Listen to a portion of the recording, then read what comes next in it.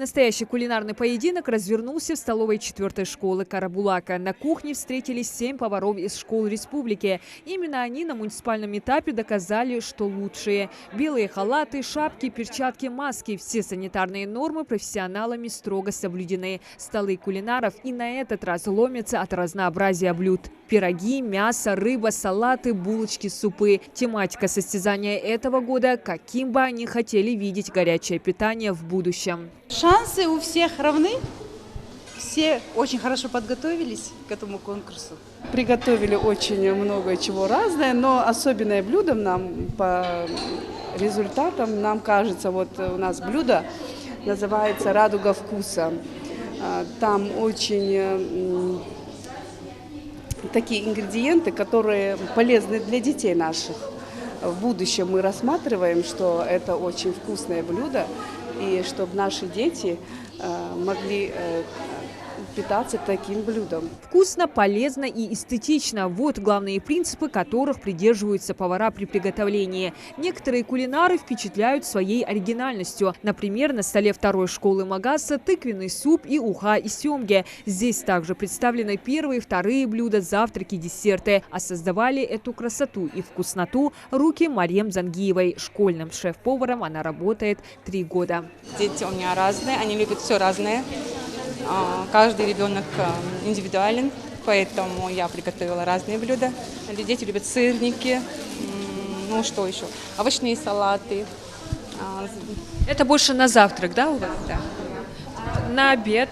На обед вот рыба у нас запеченная, дифтели, запеканка картофельная с мясом. Вот.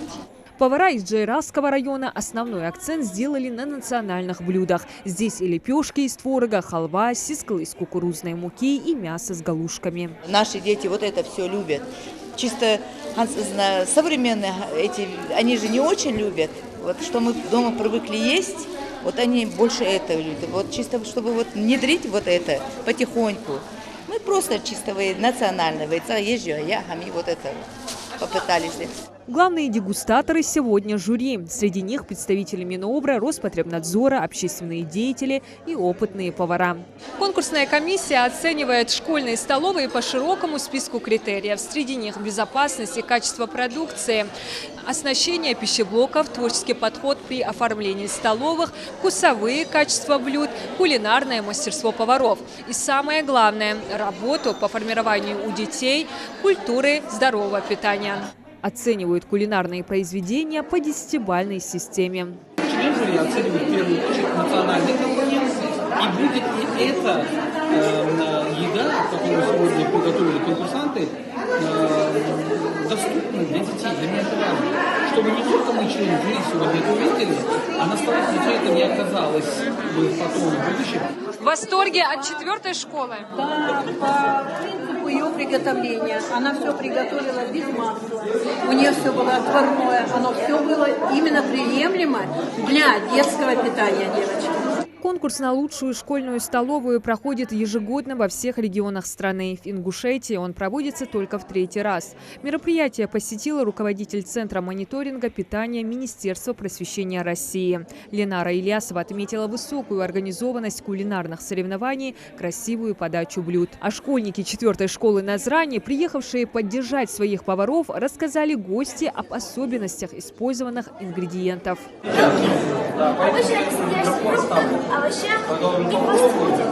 Лучше им не переедаться, так как он может много прибавить наших весов. Организатором кулинарного поединка в Ингушетии выступает Минобрнауки совместно с 4-й школой Карабулака. Главная цель – выявление лучшего опыта работы школьных столовых, популяризация здорового питания. Горячее питание у нас введено с 2020 года, и, соответственно, мы уделяем этому вопросу большое внимание. И мы, и Минпросвещение, руководство республики, руководство страны. Самое главное – это соблюдение санитарно-эпидемиологических требований. что в пищеблоке при приготовлении еды, при подаче еды детям. Какая столовая в Ингушетии самая лучшая? Спустя час все оценочные листы комиссией заполнены. Победитель определен. Первое место заняла 4-я школа Сунжи. Второй стала 2-я школа Магаса. А 3-е место по решению жюри разделили 4-я школа Назрани и Мужичи. Федеральный этап всероссийского конкурса пройдет осенью этого года. Среди лучших столовых страны республику представит шеф-повар Роза Индиева. Диана Дударова, Сулейман Костоев. Новости 24.